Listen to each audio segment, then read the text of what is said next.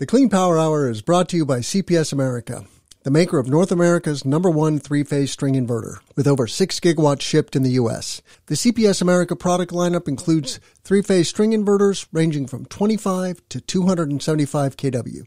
Their flagship inverter, the CPS 250-275, is designed to work with solar plants ranging from 2 megawatts to 2 gigawatts. The 250-275 pairs well with CPS America's exceptional data communication, controls, and energy storage solutions. Go to chintpowersystems.com to find out more. I'm Tim Montague, your host with the Clean Power Hour. Welcome to the webinar and panel discussion, Best Practices for Improving Solar Asset Performance. We're thrilled to be joined by such an illustrious panel today. We have Brian Grenko, who is Vice President of VDE Americas, a global engineering firm where he focuses on identifying and mitigating technical risk for solar PV and energy storage projects. We're also joined by Matt Murphy. He is the COO of Greenbacker Capital, a renewable energy IPP with over 1.8 gigawatts of projects under management and another 2 gigawatts under development. And finally, by Dan Leary. He is the CEO and founder of Denowatts, a pioneering solar performance testing and analytics company. Are you speeding the energy transition? Here at the Clean Power Hour, our hosts Tim Montague and John Weaver bring you the best in solar, batteries, and clean technologies every week. Want to go deeper into decarbonization? We do too. We're here to help you understand and command the commercial, residential, and utility solar, wind, and storage industries. So let's get to it. Together we can speed the energy transition. Again, I'm Tim Montague with Clean Power Hour.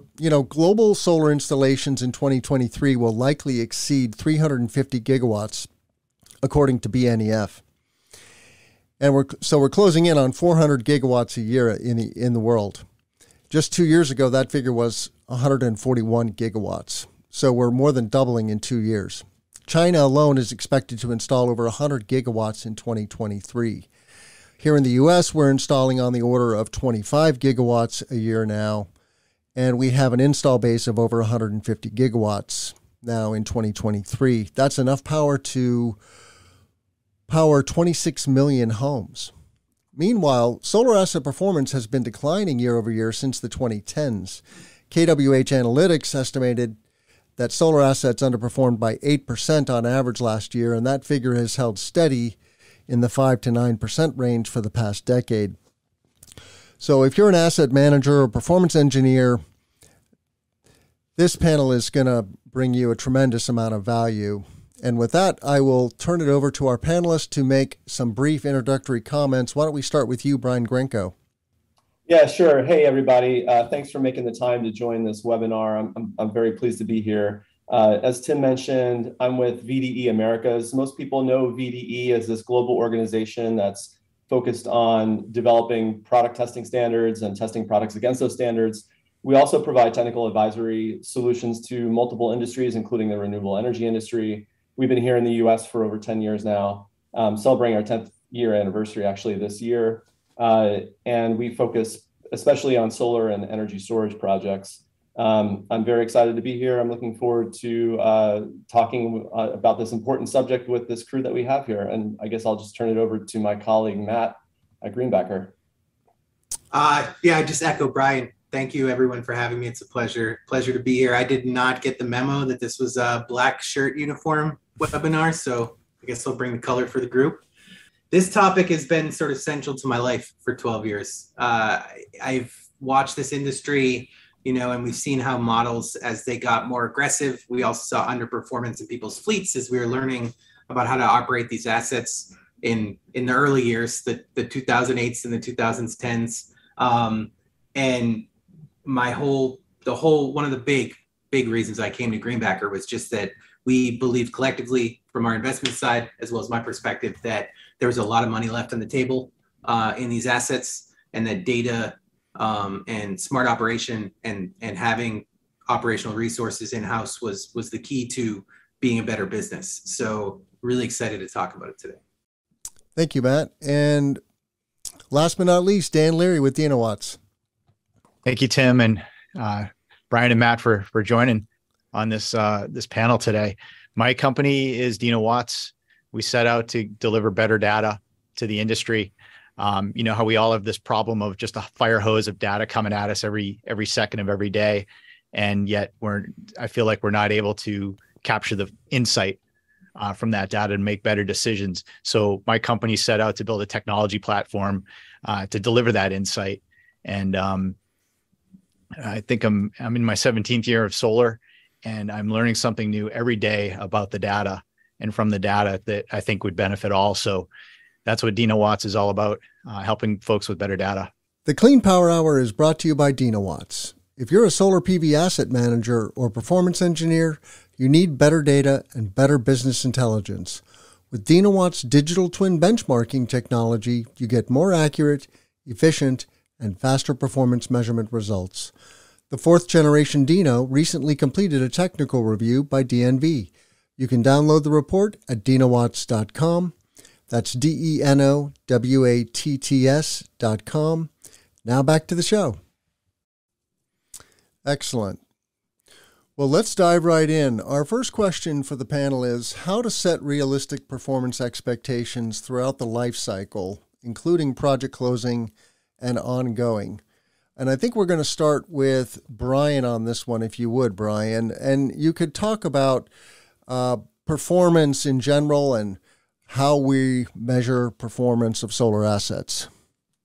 Yeah, thanks, Tim. Well, I think just kind of also piggybacking off the last question and your comments about general underperformance in the industry, I've been thinking here about underperformance and how that's measured, or performance just in general, how that's measured. It's really about understanding and measuring your actual performance over your expectations. And so when we think about why systems might underperform, you fundamentally should just look at the numerator and denominator. So in other words, like, really, did you model the performance accurately? And what we're seeing over the last couple of years are a number of interesting trends where, go back even 5, certainly 10 years ago, we were building utility scale projects, typically in the desert Southwest, and big square spaces on flat ground with a similar design.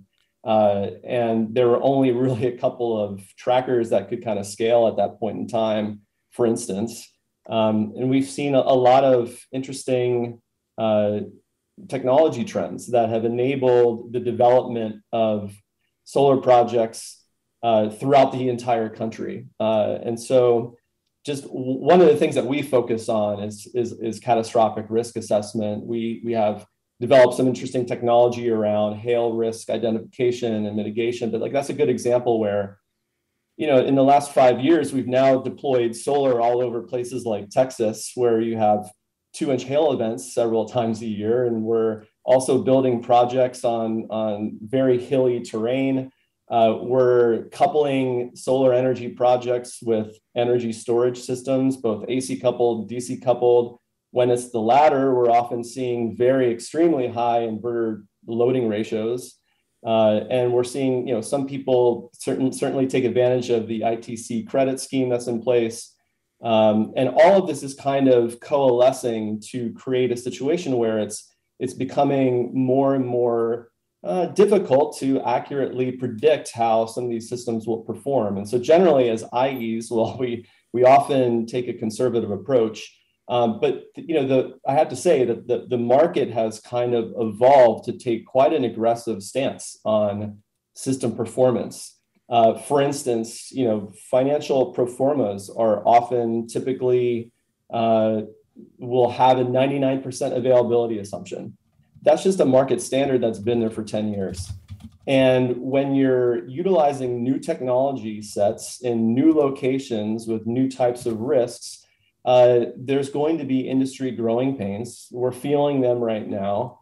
And there are some systems that don't perform at 99% availability. So that's just one example. But I think overall, the grand scheme is, there's a lot of new technology trends, and we're building plants in a lot of new and different locations. So there's a lot of challenges in setting customers' expectations when it comes to, realizing that this project might not perform how a similar system would have performed in the desert Southwest 10 years ago, where it was sunny all the time. Interesting concept, Brian, too. I mean, we see in transactions that people are actually trying to transact at 100% availability now. And we have to sort of force our way into them making the 99% assumption, which, as you said, is the sites sort of start to spread out geographically, technology, size, types of interconnection. That's a really challenging number to meet. We have a lot of our fleet performs at that number, but it is an incredible challenge that involves a lot of people every day. And Tim, as you were asking, I think that an important thing to understand in the market, right? It's the willing buyer, willing seller market. So assets are transacted at fair market value. A fair market value model is not an operational model.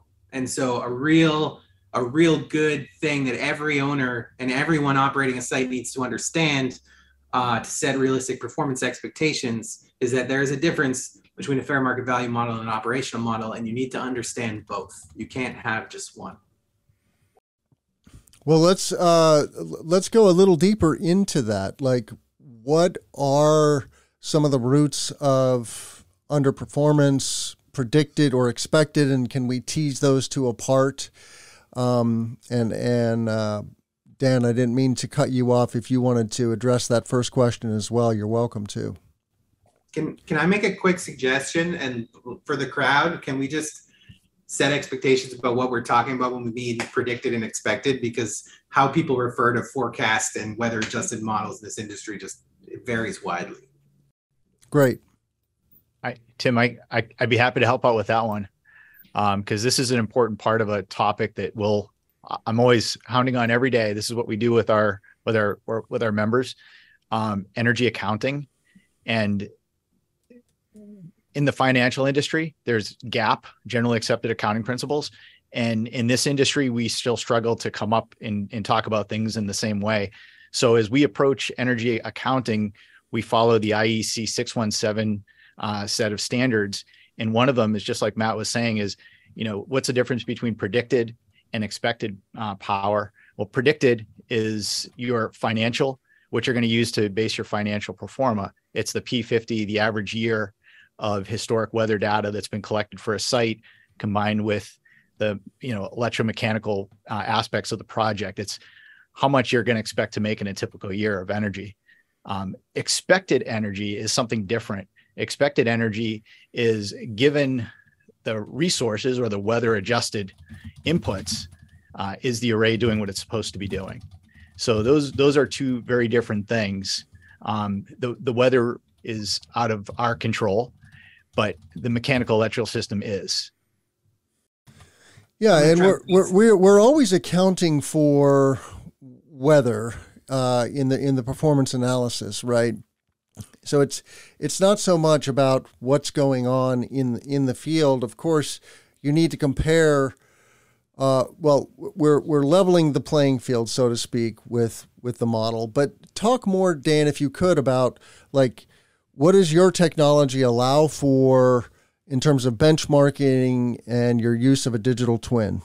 Oh, sure. So our technology is measuring the weather resources at the site to deliver the digital twin with 5-second resolution. So every 5 seconds, we're looking at the two inputs to the expected energy model, which is irradiance in the plane of array, the effective irradiance, and the temperature of the modules. And from that, we use the customers' or our members' energy models as they've given up to us to produce the expected energy output of the site. So this is what we do day in and day out is using that to perform energy accounting, understand how much energy you made, how much energy you should have made based on that expected model, and categorizing what was the underperformance, if any.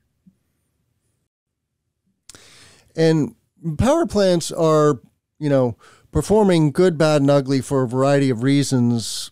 Brian and Matt, do you want to address some of the challenges and opportunities that you see overall when it comes to performance and what is causing this plethora of overall underperformance?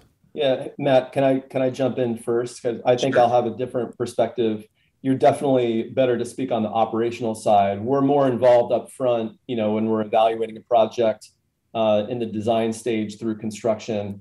And we're typically, as an independent engineer, coming up with that model, performance model. And what I mean by that is, how can we expect the plant to operate, and how much electricity will it generate in a typical weather year? And I want to go back to that point, on how do we estimate what the weather will be. I wanted to kind of point out that one of the most important decisions that we make when coming up with an estimate of energy production is the selection of a weather file.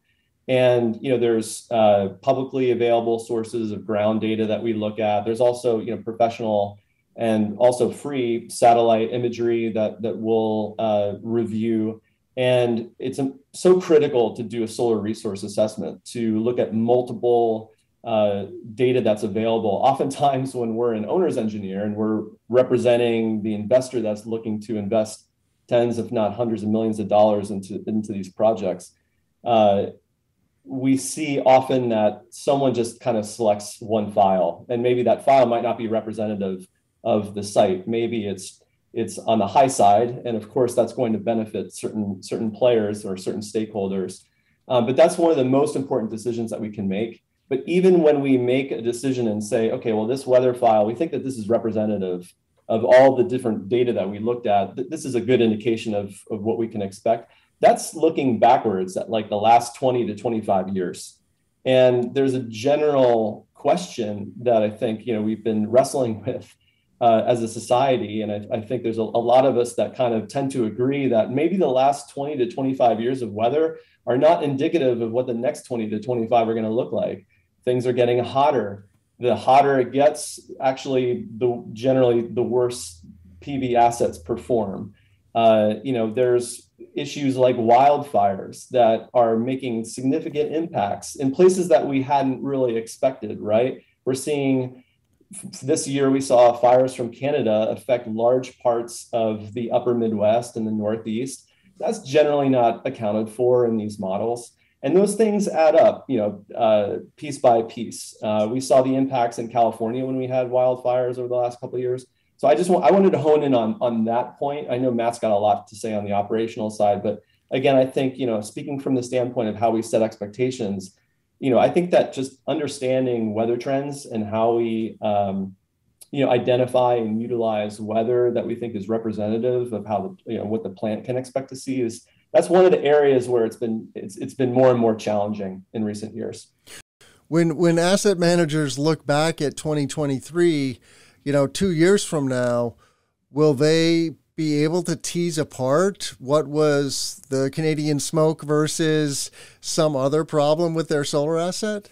Well, absolutely. And that speaks to the heart of what Dan Leary was talking about, with the difference between like estimated production and expected production, because the expected production incorporates the actual weather.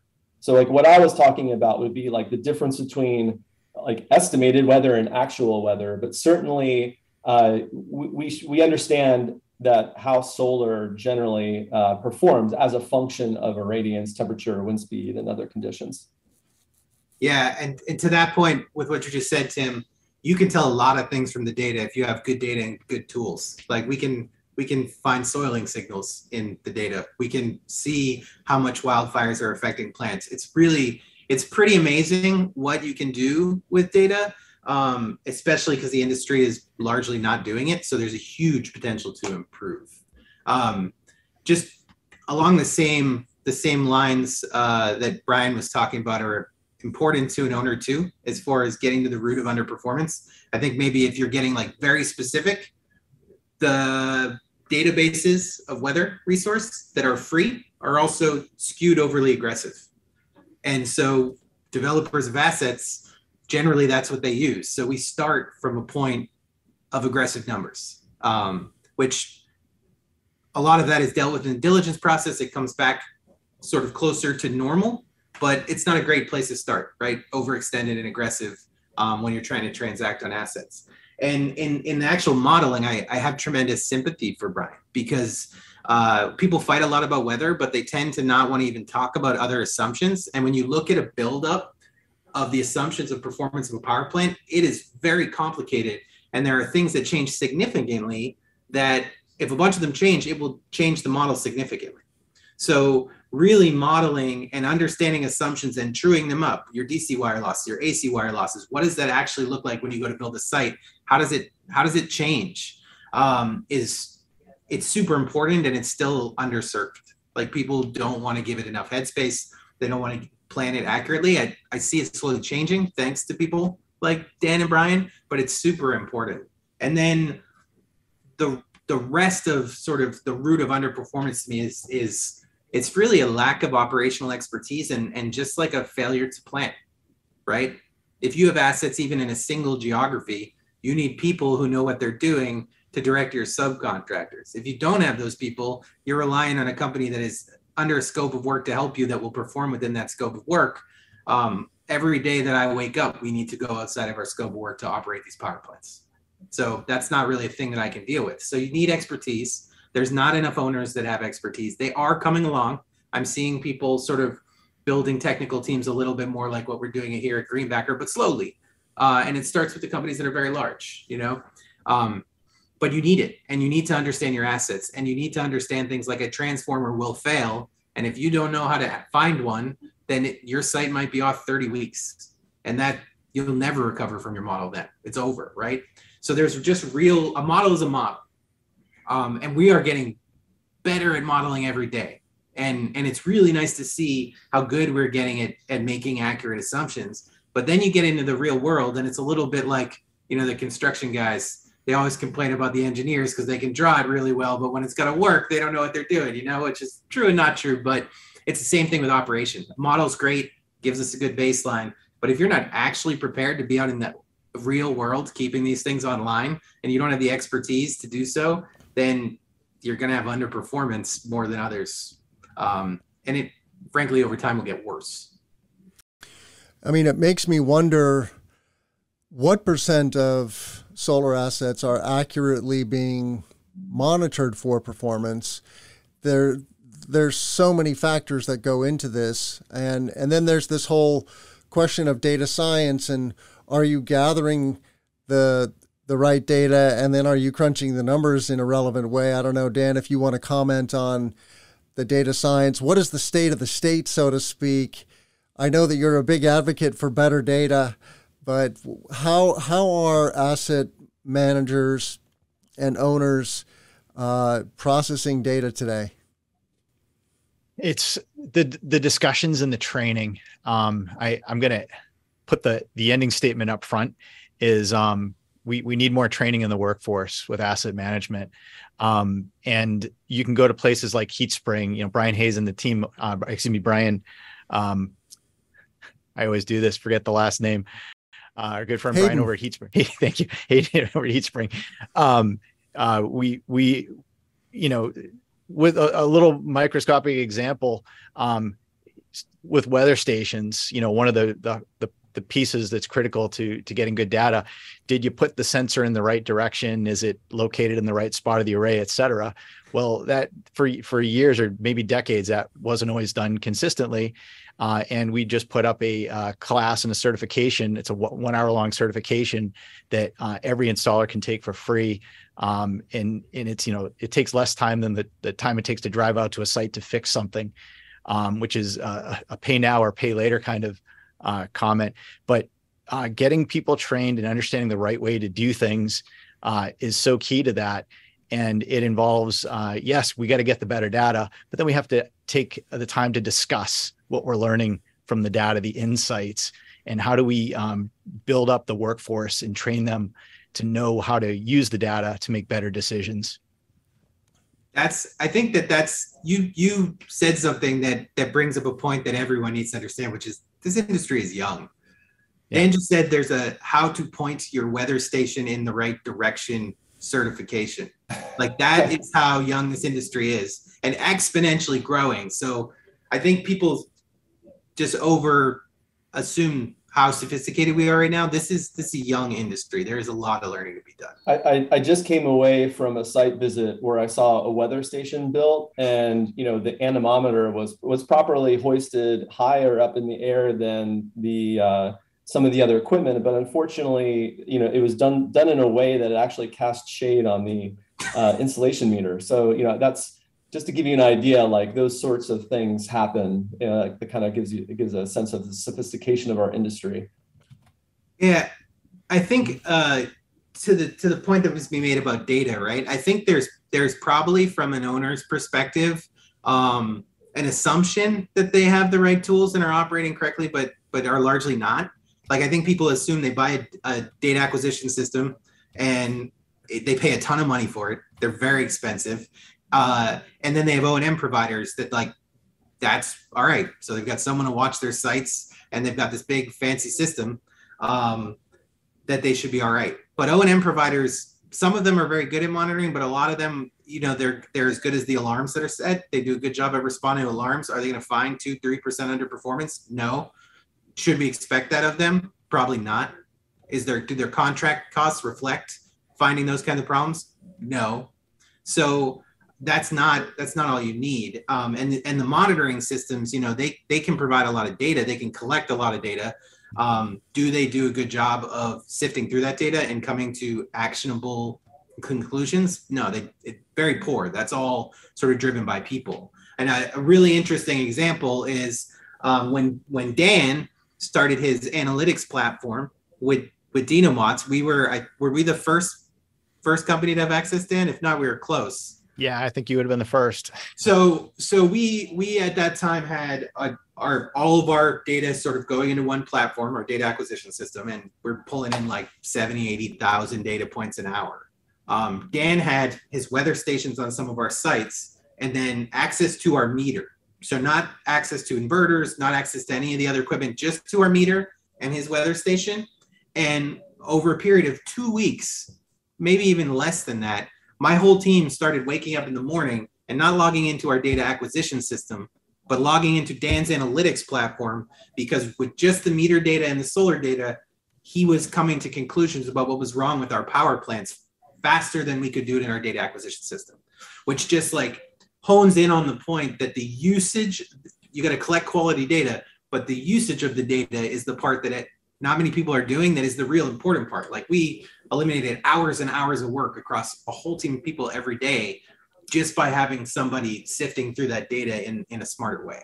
The Clean Power Hour is brought to you by CPS America, the maker of North America's #1 three-phase string inverter, with over 6 gigawatts shipped in the U.S. The CPS America product lineup includes three-phase string inverters ranging from 25 to 275 kW. Their flagship inverter, the CPS 250-275, is designed to work with solar plants ranging from 2 megawatts to 2 gigawatts. The 250-275 pairs well with CPS America's exceptional data communication, controls, and energy storage solutions. Go to chintpowersystems.com to find out more. So I'm curious, when you guys think about performance, there's this modeling aspect, there's the construction and equipment aspect and how a plant is being maintained. And then there's this whole science of data, both capturing it, analyzing it, learning from it, perhaps doing machine learning, and maybe Dan can talk about that. But of those kind of three spheres, is there one that is a standout as something that asset owners really need to pay attention to, or is it a both and you've just got to go across the board and really dot your I's and cross your T's here? I think all three are important. I talk about sort of three pillars of performance being modeling, operational capabilities, and then data science. I think the first two are naturally evolving. As far as data science is concerned, except for maybe a few outliers and players in the industry, that's a place where we need a lot of evolution. A lot of these platforms, right? You can export CSV files, but they're not doing the real analysis you need, the real sort of predictive analytics that you need in the platforms. You start pulling it out into CSV files, people working in Excel, people creating other databases to do what essentially the data provider should be doing. And that process is tremendously cumbersome. So where you can have a lot of really powerful conclusions that will help you to operate your fleet, the process of getting there is extremely difficult right now. And frankly, most companies like mine don't have the resources to do so. And then it's a process of iterative learning, right? So the first time we run some analytics, it's not going to be right. We're going to have to go back and change things and tweak things and experiment.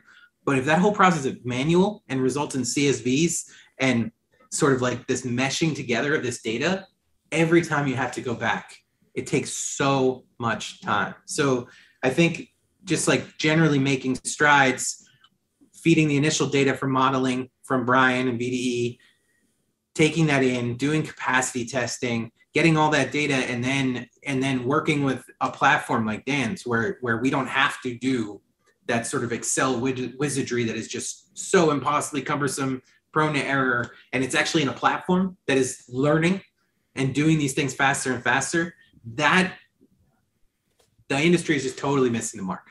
It's totally missing the mark. We have to catch up there because there is so much power in that data. Yeah, Matt, I couldn't agree more. I think you hit the nail on the head. You know, Tim, going back to your question, I agree with Matt. It really is a combination of all three.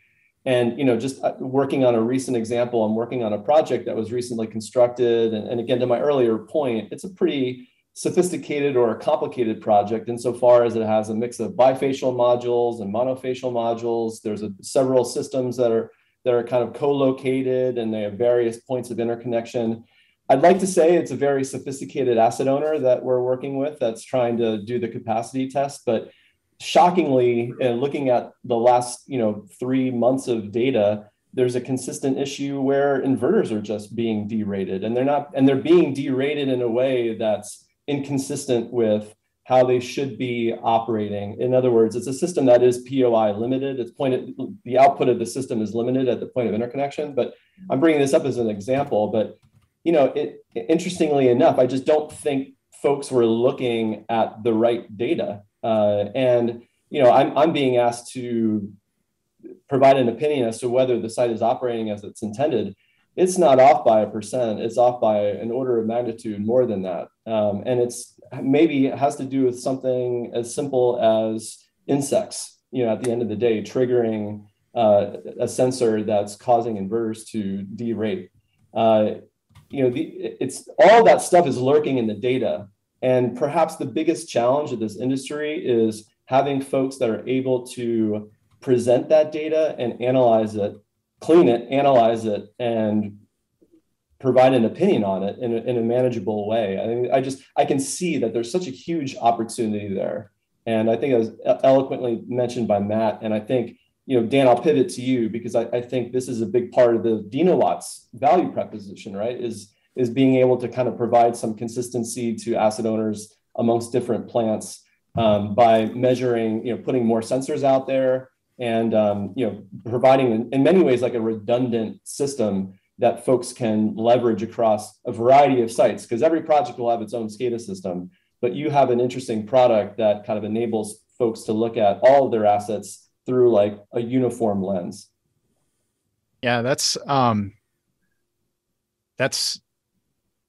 probably one of my biggest lessons of these last 10 years of working on this, working with Denowatts, is knowing what we want to measure and why. We recently did a project working with DNV to do some independent verification and validation of our technology.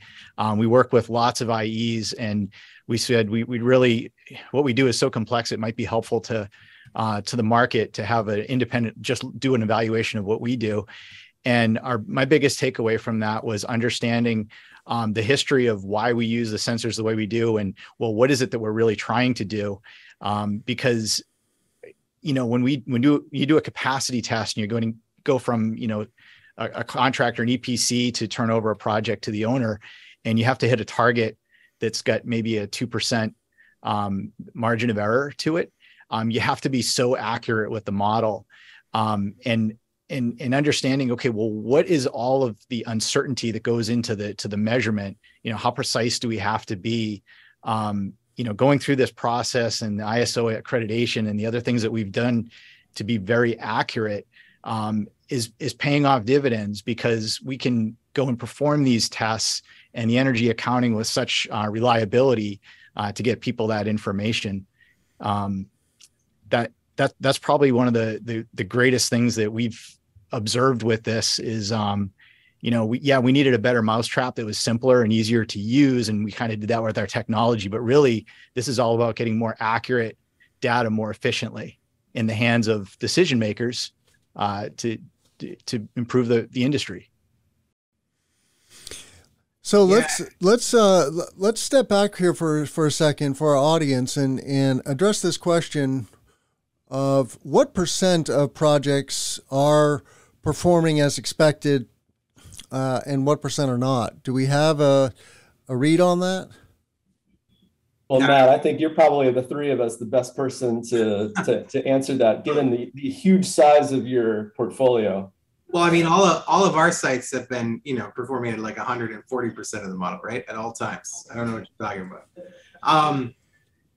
I don't know how to answer that question for the industry. And we are a very small slice of the industry, because the industry, I think, could benefit greatly from the collaboration around sharing data, right? Like no one has like real good sort of like competitive advantage by keeping their data to themselves. Like we don't share industry data well around performance. Like anonymized performance data in the world that I would want to live in is shared amongst everybody, because that will make us all better. And that's what other industries have done. But it's not. Everyone is sort of holding their data close to the cards. I mean, really, I think the main source of published data we have now is from Kilowatt Hour Analytics, who they put out data every year. And I mean, what that data shows, right, is the industry is roughly 10% underperforming models at any given time. And if you look at their data over 10 years, it's actually worse now, because of what Brian mentioned earlier on, is that models have been getting more aggressive. I think they're finally starting to even out. Hopefully you agree with me, Brian.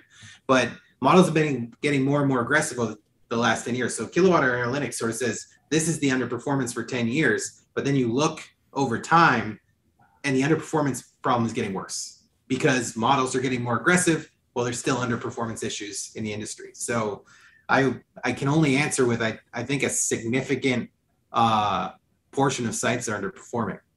Well, yeah, let me maybe just talk a little bit about availability. I'm glad, Matt, that you brought up the KWH analytics report that recently came out. And, our friends over at ICF were part of that process. And as part of the publication of the report that was just released, talked about, they had a nice piece on availability. And I think what they said, succinctly put, was that, 99% is attainable. But if you just simply look at the data, and they had access to a lot of systems, I think based on the utility scale projects that they reviewed, the historical data suggested, well, maybe 97.7% was maybe more reasonable based on actual performance. And so, it's easy for me to talk about availability, because when we do production modeling, we kind of just make an assumption and then have to separately look at how availability impacts that, because it's basically a haircut from our production model. And so it's easy for me to kind of point the finger at that, but it's also difficult for us when we're upfront in the process. We often don't have visibility. We ask for operational data. As you mentioned, Matt, a lot of people keep that information close to the vest, and it's been problematic for the industry. I mean, I think that there will be hopefully a natural evolution process, and more reasonable estimates will eventually kind of, become the standard. But that's certainly, Tim, one area where, if you look at systems that have been underperforming, I'd say availability is one of the key areas. And by availability, I'm not just talking about like, hey, are the inverters operating when you want them to?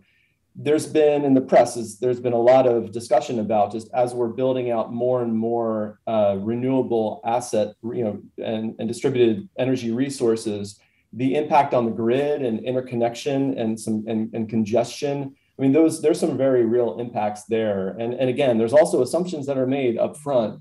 I liked what Matt said earlier, that you have kind of a fair market value model, and then you have an operational model. And I think that, the fair market models are informed by third-party reports that kind of predict what grid congestion might look like, for example. But I think in reality, a lot of those estimates have also been kind of aggressive. And so we've seen availability manifest not just at the plant level, but also at the grid level. And I think that needs to be acknowledged. And the last point I just want to make quickly is that when you think about this statistically, this is not a normal distribution. So I think the reality is that, because I don't want people to get the wrong point, I do think that there are plenty of systems that are performing as expected. And generally, if you look at the average as an industry, we're probably trailing. But I think that, it's not a normal distribution, meaning that there's outliers that are having significant effects. I just mentioned one project that was underperforming by 10%. So I think that, those outliers kind of, bring the average down, and it makes for a great soundbite to say that the industry is underperforming by 10%. But unfortunately, I do think that gives a lot of people a little bit of a different idea of what's actually happening for most folks. Yeah, 100% agreed. The baseline, and that comes back to, appropriate benchmarking and setting expectations. The baseline is also very widely, right, Brian?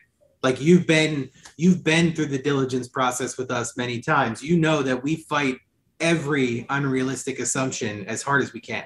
But I'm assuming that a lot of people don't either they lack the sophistication or they're generally more aggressive than us. But I'm assuming a lot of people are winding up with assumptions a lot worse than ours in the transaction process. So they would naturally be prone to more underperformance. That's not to say there isn't underperformance in the industry, but the baseline is very important. So the three of you have worked together on a fair number of projects. Is there a success story here of, before and after you really sunk your teeth into the performance of the portfolio?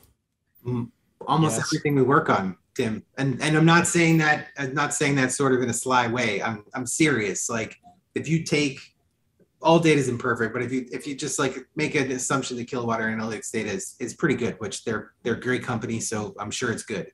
We're 7.5% over their average number. So, yeah. Tim, to expand on that, when I first started reading those numbers some years ago, I said, "Wow, this can't be right," because when I'm looking at in our data, it's not anywhere near. But something as I start to see trends now, I think I'm going to answer your question about industry-wide underperformance this way. There's probably some industry-wide underperformance, and you have to separate out, are we talking about predicted or are we talking about expected, for one thing? But it's not with everybody. There are portfolios that do absolutely fine, and I can see it in the amount of time and how they invest in their teams and how they invest in, taking the time every day to understand the data. And I think it's known across multiple industries. Like if you're paying attention and you're managing and you're looking at metrics, you're going to improve better. You're going to perform better when you're diligent, when you invest in your teams and asset management processes. So we have a question from Vasu in the audience, and please do type your questions into the Q&A. We'll do our best to get to those. But Vasu from Nashville is asking about this modeling expected versus actual. And he found that there was a 70% MOE. I'm not exactly sure what MOE is. Some of our systems are severely underperforming. I want to catch underperformance in real time so we can fix issues right away. I'd love to hear what you all think could be viable options. Do you have any input on that question? I mean, my thought, if I don't understand this MOE acronym as well. Does anyone else here understand it? But if you have systems that are drastically underperforming, you're potentially not talking as much about what we're talking about today.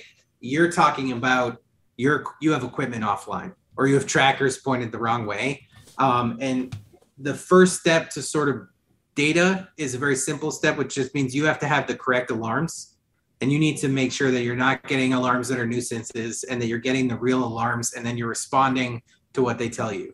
So most monitoring systems, being unaware of what you're using to monitor, will help with that basic alarm methods. But it sounds to me like when you have drastic underperformance like this, it's more elementary. It's you gotta respond when equipment's offline and get it back online as fast as possible.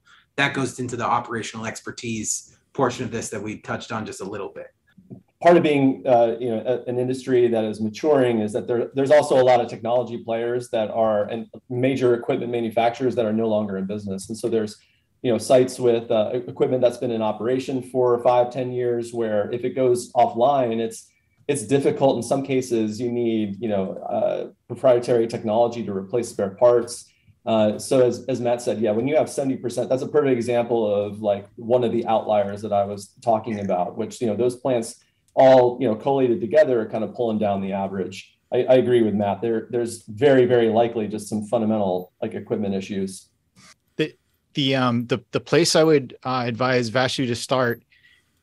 So expected power is measured in a very specific way. It's done with an energy model. It doesn't have to be a sophisticated energy model. It depends on the site. But this is now an advertisement. If you want to try out a Denowatts system, we can send one out. And what it'll do is you put it on the array, we plug in what the size of the system, we build a very basic model for it, and it'll start telling you in real time if what the array should be producing. Because if it's not producing that, then we'll start to look at what's the underlying reasons why it's not. It could range from things that are obvious that we can see through alerts in the other equipment that's at the site, or it might require some follow-on services, on-site commissioning, aerial inspections, and other things to determine what's the root cause of the underperformance. But then, once you have the right system set up, and it's called a benchmark. Once you have the benchmark set up and you know what your target is every day, in fact, every minute of every day, and you can monitor that and then get your alerts. I think that was another follow-on question, is how do we understand if its performance is changing in real time? You do that through very high-level alerts. Hey, Tim, I want to go back to your previous question about success stories, because I think I want to highlight this for the group, because I think it's important for folks to understand that right tool for the right job, meaning that like we talk about different types of solar projects. At VDE, we work on utility scale projects that might be 500 megawatts in size and include like a monstrous battery energy storage system. But we also work on distributed energy systems like carport structures and fixed tilt systems on rooftops and grounds at school campuses, where we're talking about like maybe a 3 to 5 megawatt project. And I want to say like those types of projects are really, in my opinion, where a product like Denowatts shines. As an independent engineer, I can speak independently. I don't have to do a sales pitch, but I will say that like for utility scale systems, there's different types of metrology equipment. And when you're building an asset that's hundreds of millions of dollars, you want to get the best, most precise and accurate equipment that's possible. For sure. And then you can also get a lot of other redundant equipment, and that also provides you with meaningful perspective and data that you can review. But for smaller sites, like what we've seen, the trend in recent years is a lot of folks are just getting rid of met stations altogether, and they're relying on satellite data. And satellite data over a long period of time is pretty accurate and reliable. But if you're looking at it on an hour-to-hour basis, it's absolutely not. And so I really think that the Denowatts platform, for example, is perfect for projects that are kind of in that size category. We're going to be seeing a lot more of those projects with the passage of the IRA, right? Because there's a bonus metric or a bonus incentive for projects. I think they're like 3 megawatts or less in size. You tend to see more domestic content in those smaller projects because of the price points associated with the energy that's being sold. And we're working on one of those projects right now where there's like no less than 10 combinations of tilt and azimuths. So how are you going to do a capacity test on that project? It's really, really difficult to do it and to do it well. And the most important thing that we can do as an industry is to make sure that the systems are operating as they're intended and modeled on day one. If we're concerned about the financial return on investment and the viability of the project over its 35 to 40 year lifetime or whatnot, the most important thing we can do is make sure it's functioning as intended on day one. So, like the Denowatts platform, for instance, it's a very good value proposition for developers, just from a cost standpoint. To be clear, like you're not using, Dan, correct me if I'm wrong on the terminology, but I don't think you're using Class A pyranometers. You're using Correct. like not a thermopile, but you're using a photodiode. But the difference in accuracy there is so small, especially when you think about projects of that size, that it's from a value perspective, it's a great option. And I think that no one's going to install a radiometer on a school site, in order to capture like DNI and irradiance. So, a big part of this is like finding the right tool for the right job. Matt, I'm curious, when you acquire assets that have been operating for some time, for example, and then you arrive at some assessment that they're not performing up to snuff, could you just walk us through the logic that you would go through for an asset that you don't necessarily know a lot about historically, because you didn't develop it and build it yourself? You asking for me to go through the process of how we would acquire it? No, how do you determine what are the root causes of underperformance in an asset that you don't know the full history of? So there's usually some, and for operational portfolios, like paperwork, actual people recording data has been very poor in my experience at Greenbacker. But we're usually able to sort of get some insights from the paperwork. So like maintenance reports, they'll be sporadic, years will be missing, they won't be great. There'll be some ticketing, but it's probably like 20% of the total times people went out to site. So we use that data to try to get an understanding. We know how much it produced versus how much they expected it would produce. And then when we're buying operational assets, we send either our own personnel or like a very small subset of O&M providers that we really trust. And no offense here, Brian, but I think the industry in its history usually sends IEs out, but like you don't want that. You want actual people that operate sites to go look and open equipment and really take a look. So we'll do that sometimes in combination with an IE because it's really helpful to have both. But we'll go and pick the sites apart. We'll open every cabinet. We can quickly deduce like, oh yeah, this transformer is clearly offline a bunch, or these inverters are a problem. We also know historically, right, what products operate well and which ones don't, based on our own experience. So there's a whole bunch of things, and sort of how we put it all together is we come up with a punch list of this is what needs to be fixed. This is what we think it'll cost. This is how long we think it'll take. This is where we know we can get performance to if we do it. We run that through a company like VDE. They say, yeah, like we would, if you are going to do this, when it's done, we'll sign off on performance at X level. And then we just work that all into the model. And as long as it works out, we're actually pretty excited to acquire distressed assets because we feel like we're really prepared. And it's not rocket science. So Thomas, I think that's a best practice, Tim. The idea of sending both engineers and the people that actually like know how plants perform because they're the boots on the ground. That's definitely true. I think the combination is super helpful when evaluating assets because you're just coming at it from different perspectives. And I think that's a big part of what we miss. We don't get that. And I'm really grateful for the opportunity to kind of be part of that process where you actually are talking to the folks that are owning and operating these assets and going out there and seeing the blown diodes in the field, for instance. So Thomas asked, though, what is your recommendation for honing in on the 3 to 5% outlying losses that O&M methods will not pick up? That's a great question. I think there's a lot of different approaches. I think these guys might actually be, Dan, you might be the best person to answer this question. But one thing that I like about Denowatts, and we do it ourselves as well, is comparison modeling.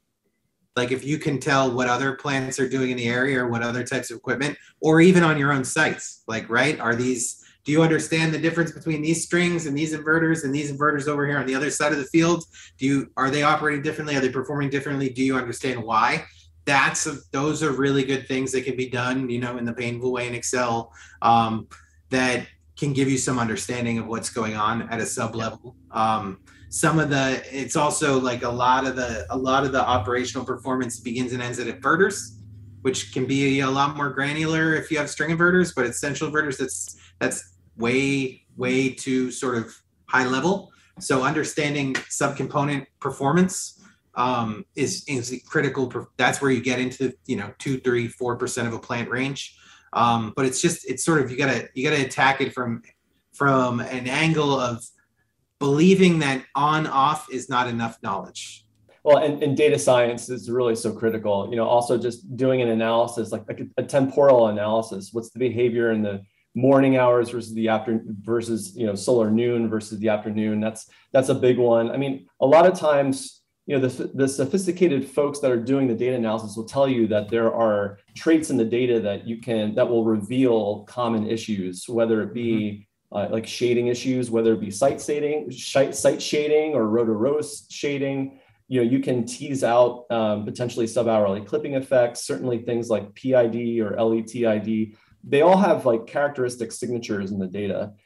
So we talked a lot about data science and that being an opportunity. I think that I'll continue to say again, I think there's a huge opportunity there for folks to work with the data that they have, especially like when you're talking about that 3 to 5% range.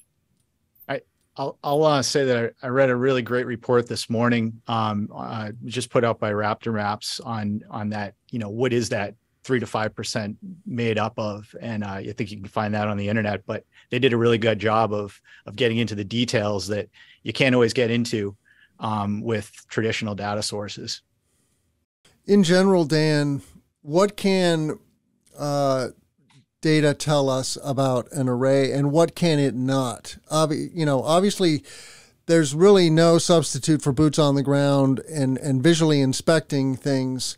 But in the absence of that, day in and day out, we're reliant on data.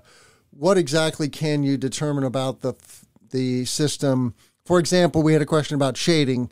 But shading, soiling, is equipment underperforming, all these potential things. Tell us some of the nuances that you can tease apart with data.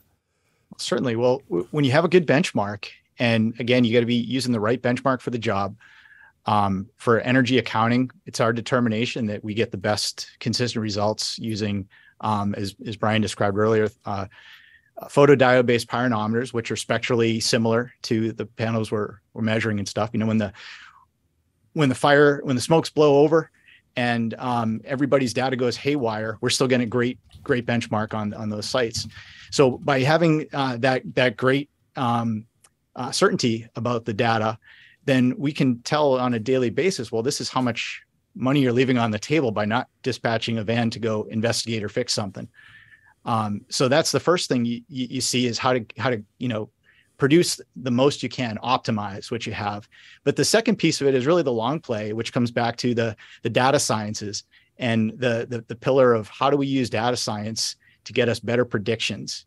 I think we're doing a pretty good job with expected energy modeling in the models that are available, but predictive data sets really have to be a lot better. So pulling all that back into the predictive, I think those are the two ways that we'll all benefit the most from the data. The Clean Power Hour is brought to you by Denowatts. If you're a solar PV asset manager or performance engineer, you need better data and better business intelligence. With Denowatts' digital twin benchmarking technology, you get more accurate, efficient, and faster performance measurement results. The 4th generation Deno recently completed a technical review by DNV. You can download the report at denowatts.com. That's DENOWATTS.com. Now back to the show. Very well. Well, in our last few minutes, I think it would be helpful for the audience if the three of you would let the audience know what is the best way that they can reach you or your teams, and I'll let you just individually answer that for the audience and for the recording. Matt Murphy. I'll be happy to go first. Okay. Brian Grenko, for me, you're on. Yeah, feel free to hit me up on LinkedIn. You can also reach me at VDE, my first name last name at VDE.com if you're interested, and happy to talk with anyone about the important issues that we talked about today. Yeah, same here. LinkedIn works well. First name Matthew Murphy at greenbackercapital.com with a period between the names. I'm the only one here that doesn't have anything to sell anybody. I'm buying assets, but this is a topic I'm extremely, extremely passionate about. I'd just like to quickly say before I let Dan too, this isn't sort of trying to say the industry is underperforming. This is possible to have strong performance, and we're showing it here. I mean, my fleet, thanks to our hard work and Brian and Dan, we're at over 102% of expected of weather adjusted numbers going on 7 years now. When I mentioned 7 points above the kilowatt hour analytics numbers, I was actually messing it up in my head. That's against forecasts. So it's possible. And I think the industry can improve, but we are headed to a place of far greater intelligence, and it's a fun ride to be on. And Dan Leary, you can reach me at dleary@denowatts.com. I would love to answer more of the questions that were asked, and maybe with Tim's help, we can find a way to do that. Yeah, you can always email me, tim@cleanpowerhour.com. Check out all of our content at cleanpowerhour.com. Give us a rating and review on Apple and Spotify, and subscribe to our YouTube channel. I want to thank Matt Murphy with Greenbacker, Brian Grenko with VDE Americas, and Dan Leary with Denowatts for being here today. Thanks, everyone. It's a pleasure. Thank you. Hey, listeners. This is Tim. I want to give a shout out to all of you. I do this for you twice a week. Thank you for being here. Thank you for giving us your time. I really appreciate you and what you're all about. You are part and parcel of the energy transition, whether you're an energy professional today or an aspiring energy professional. So thank you. I want to let you know that the Clean Power Hour has launched a listener survey, and it would mean so much to me if you would go to cleanpowerhour.com, click on the About Us link right there on the main navigation. That takes you to the About page, and you'll see a big graphic, Listener Survey. Just click on that graphic, and it takes just a couple of minutes. If you fill out the survey, I will send you a lovely baseball cap with our logo on it. The other thing I want our listeners to know is that this podcast is made possible by corporate sponsors. We have two wonderful sponsors today, Chin Power Systems, the leading three-phase string inverter manufacturer in North America, and Denowatts, a performance monitoring platform for utility scale solar. So check out CPS America and Denowatts. But we are very actively looking for additional support to make this show work. And you see here our media kit with all the sponsor benefits and statistics about the show. You know, we're dropping 2 episodes a week. We have now over 320,000 downloads on YouTube, and we're getting about 45,000 downloads per month. So this is a great way to bring your brand to our listeners. And our listeners are decision makers in clean energy. This includes project executives, engineers, finance, project management, and many other professionals who are making decisions about and developing, designing, installing, and making possible clean energy projects. So check out cleanpowerhour.com, both our listener survey on the About Us and our media kit, and become a sponsor today. Thank you so much. Let's grow solar and storage. The Clean Power Hour is brought to you by CPS America, the maker of North America's #1 three-phase string inverter, with over 6 gigawatts shipped in the U.S. The CPS America product lineup includes three-phase string inverters ranging from 25 to 275 kW. Their flagship inverter, the CPS 250-275, is designed to work with solar plants ranging from 2 megawatts to 2 gigawatts. The 250-275 pairs well with CPS America's exceptional data communication, controls, and energy storage solutions. Go to chinpowersystems.com to find out more.